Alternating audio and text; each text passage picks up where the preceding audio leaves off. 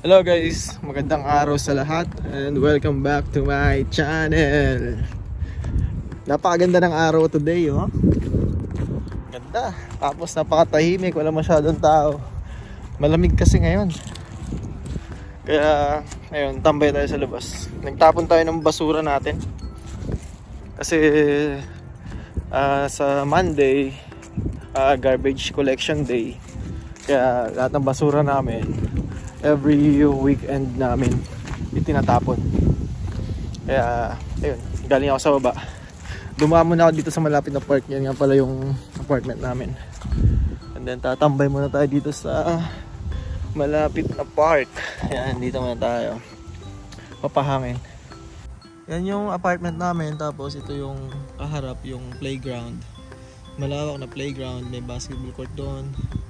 Tapos dyan yung mga bata naglalaro.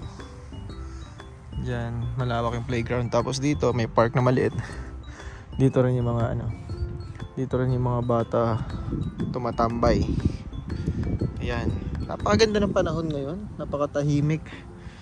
Wala nga lang dahon na yung mga puno. Yan, oh, kung nakikita ninyo. Wala na mga dahon kasi nga winter na. Pero ito, yung puno na to, hindi yan mawawala ng dahon. Magstay lang yan. Ano bang tawag sa puno yan? Hindi ko alam. A few moments later. Okay guys, sumakit tayo dito sa taas kasi malamig doon sa sa baba, doon sa park. Dito, at least pag malamig na dito, pasok na ako dyan sa loob. Ayan na naman yung paligid, ayan. Yan, dito na tayo sa taas ulit. Malamig kasi, hindi ko kaya lamig doon. At least dito, kung lamigin man ako, dito lang pintuan, pasok na ako. So, yun, balik tayo. Yung video nga pala na ito is ikukwento ko dito kung paano nga ba ako naging welder at kung anong mga bansa na yung napuntahan ko. So before that, intro muna tayo.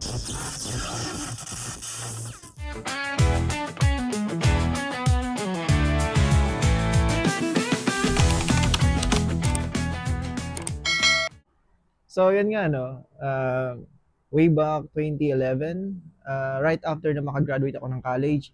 Ayun nga pala guys, nagtapos rin nga pala ako ng college, no? Nagtapos ako ng 4 years course.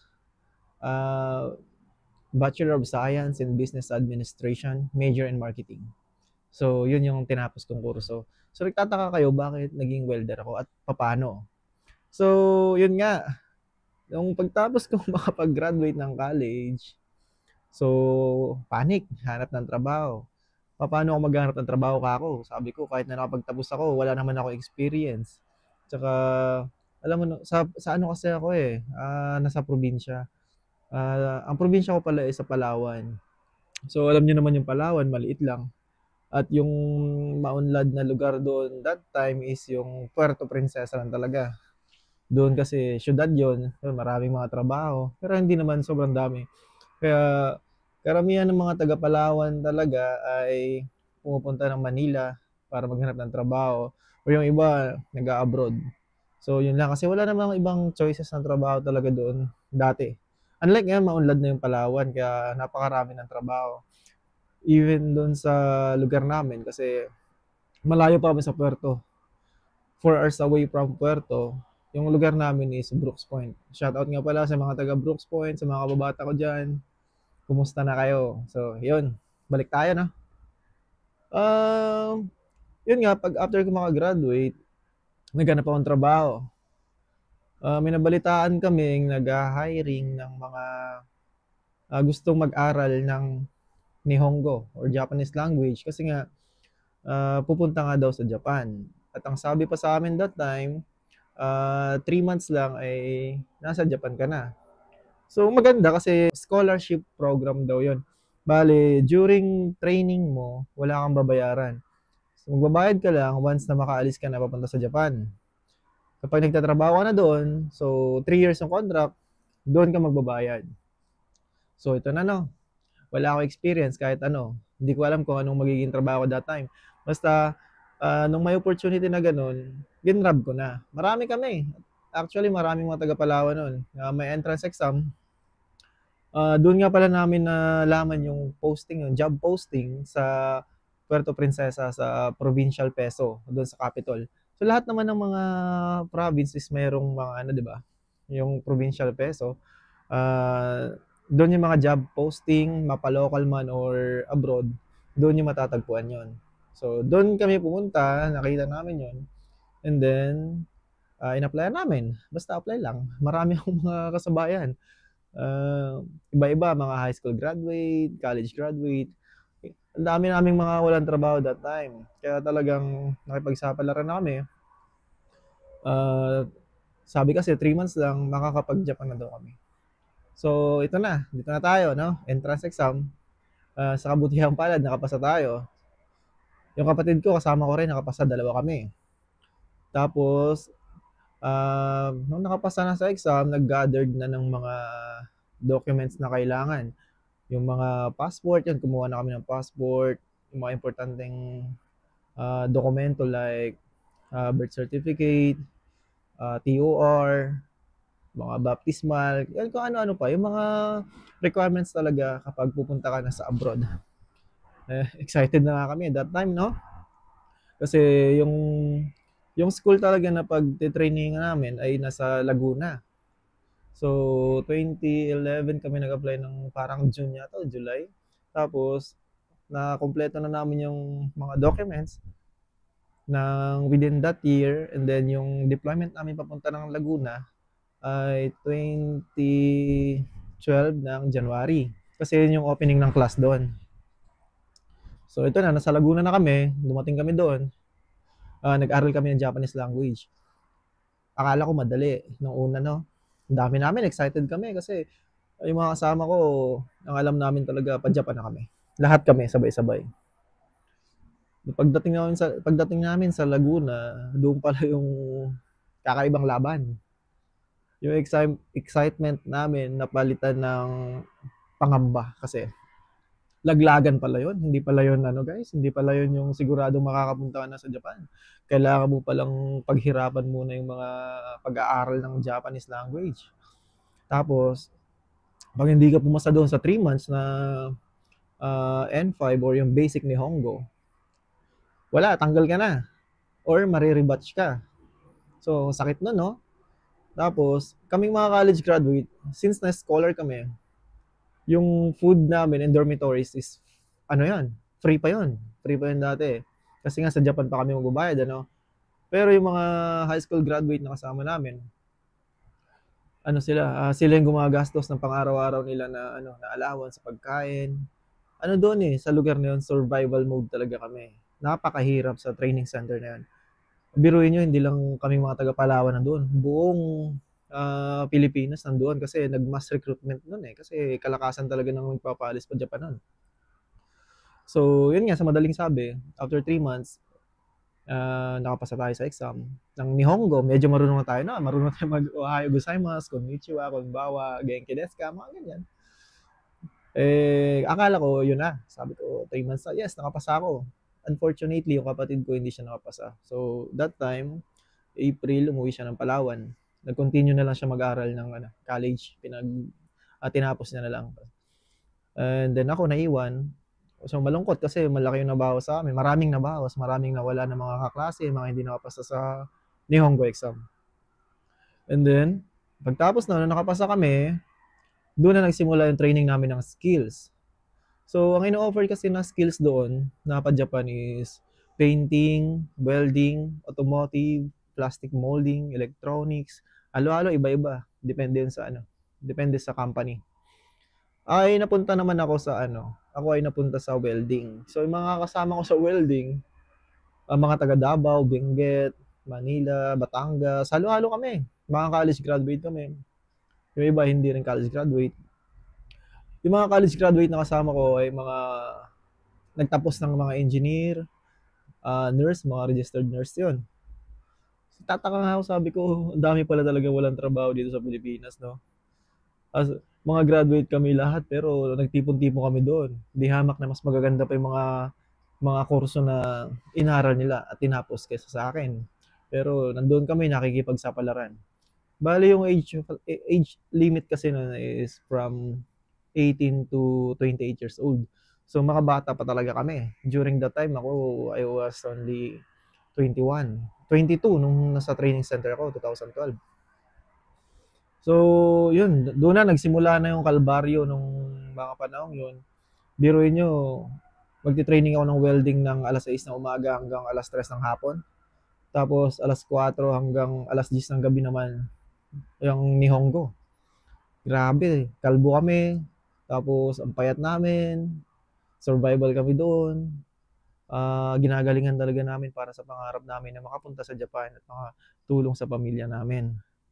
Grabe yung pagod, puyat, wala kang cellphone, malungkot, lahat tiniis namin. Talagang doon sa training center guys, palakasan talaga ng palakasan ng motivation sa sarili.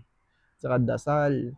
Kasi kahit na nandun ka na, hindi ka talaga pa rin nakakasigurado na makakapag-Japan ka. Alam niyo kung bakit? Dahil may medical pa. Once na selected ka na pa Japan, may medical ka pa. Paano bumagsak ka sa medical? Ang kadalasang sakit doon is sakit sa baga. Pag may scratch yung baga mo, talagang automatic yun, talsi ka na. Hindi ka na pwede, hindi ka na qualified. So, ang sistema kasi noon doon, guys, lahat kami wala kami mga wala kami mga experiences. Doon kami nag-training ng welding, kung ano-anong mga skills na napunta sa amin.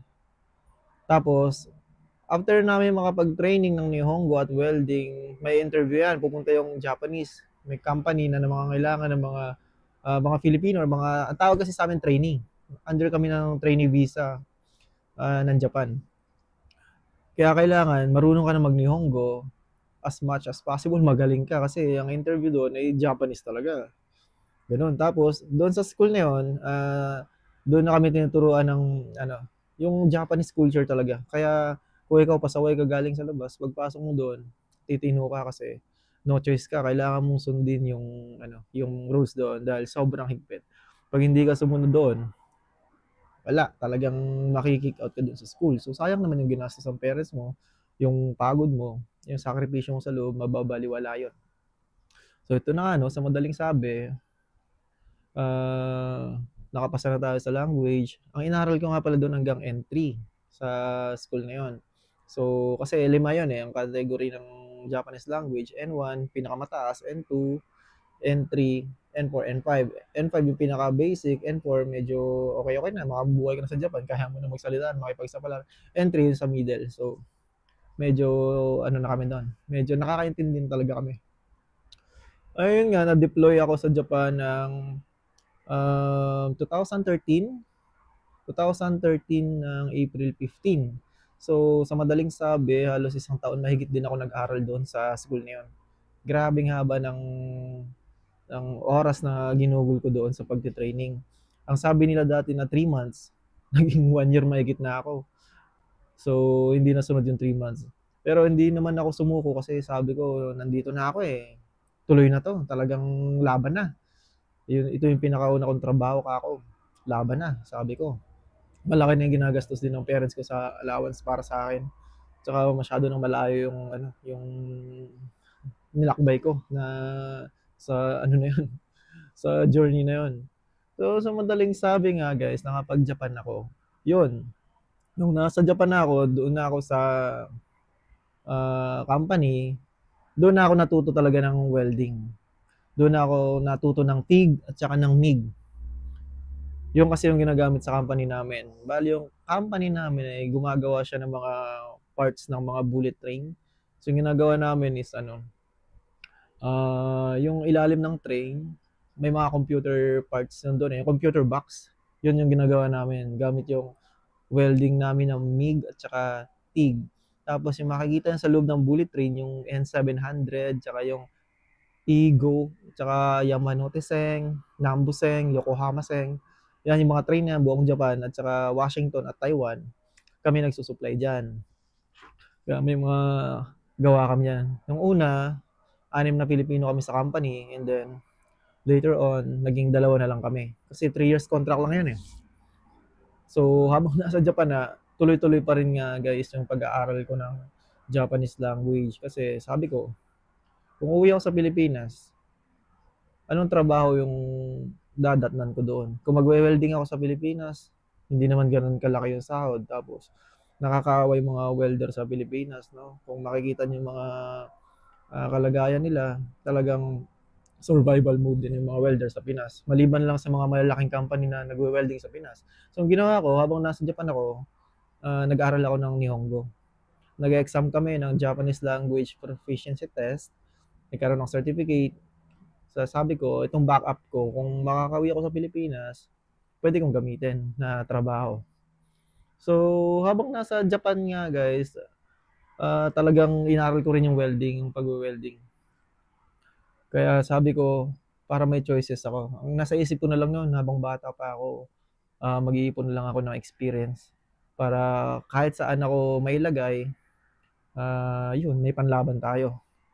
Tapos yun nga, after ko ng 3 taon sa sa Japan, umuwi na ako Pilipinas.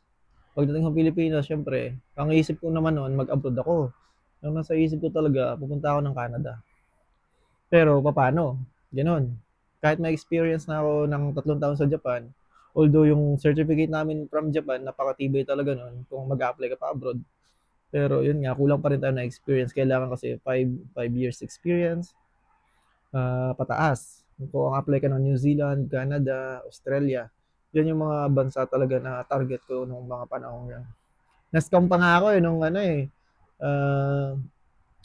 nung may agency na nag-posting na urgent daw, needed ng mga welder papuntang Canada. Na-scam ako noon kasi naghingi sila ng reservation fee para sa upuan para sa seminar, ganyan. 4,000 pesos, agad-agad kasi excited ako. Sabi ko, ito na, para sa akin na to. Yung pala, scam pala yun. So, talo ako doon. Ang kagandahan nga lang guys, nung umuwi ako Pilipinas, yung naging trabaho ko, hindi ko nagamit yung pag-welding ko, naging ako, Japanese interpreter ako. Diyan sa Laguna, sa Science Park 3 sa San Rafael, sa anong company nga?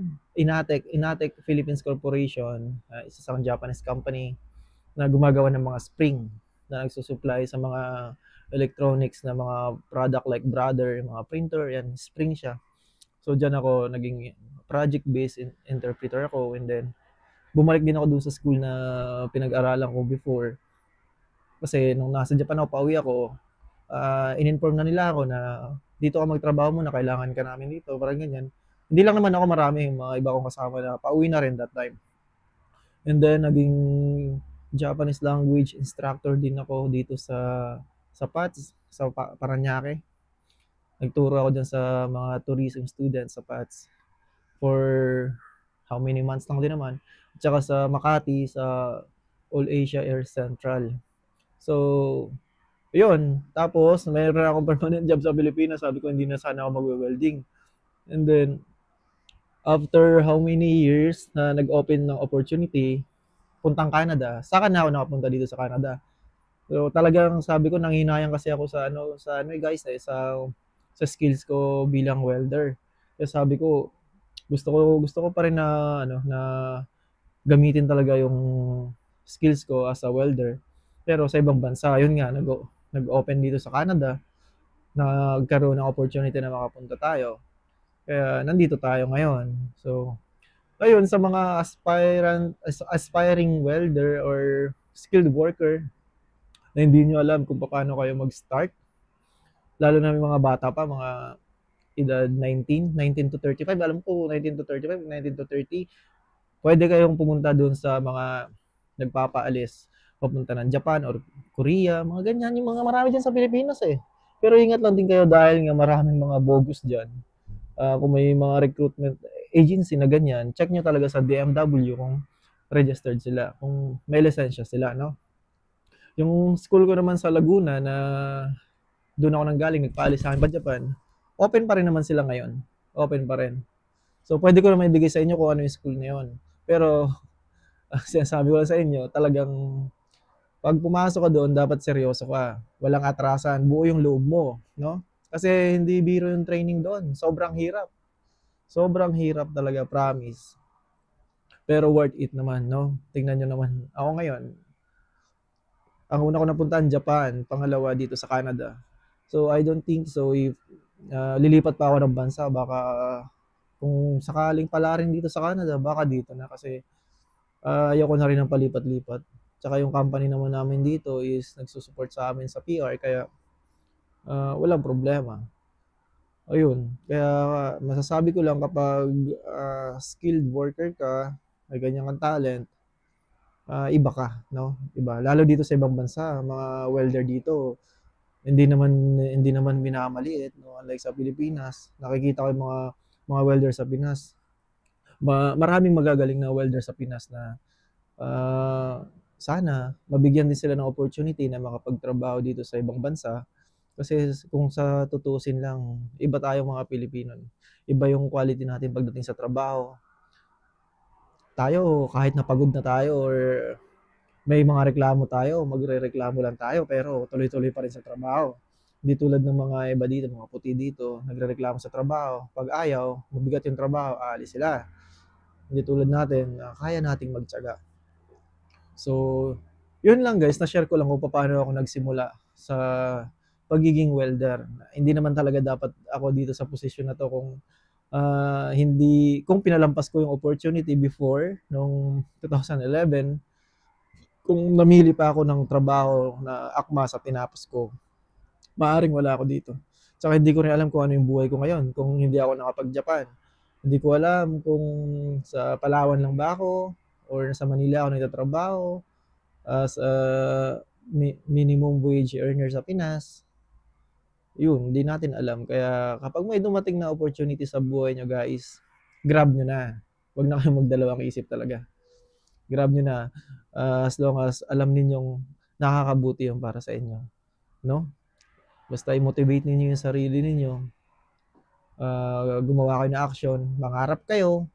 Masarap kasi mangarap tapos yung right after na naisip mo na yung buhay na gusto mong maging sa hinaharap, gawa mo na agad na action. Huwag mong palipasin kasi pag pinalipas mo, tatamarin ka na naman hanggang sa bukas na nga lang, bukas na magsisimula. Huwag ganun. Dapat yung mindset mo straight. No? So, ganun lang. Hopefully na yung ibang mga kababayan natin, mga welder sa Pilipinas na makapunta rin kayo sa ibang bansa, in-encourage ko kayo na explore niyo yung skills natin na yan kasi sa ibang bansa kailangan tayo. At saka di hamak na mas aasenso kahit papano kung nasa ibang bansa kaysa sa Pilipinas tayo. Hindi naman sa pag-aano sa bansa natin, no? Pero yung kasi yung realidad sa ngayon, yun yung nakikita natin. So, yun. So guys, hanggang dito na lang nga pala to. Na-share ko lang sa inyo. So, kung hindi ka pa nakapag-subscribe, subscribe ka na and like and share this video. And don't forget to hit the notification bell button para updated ka sa mga upcoming videos ko. Bye-bye! See you on my next one.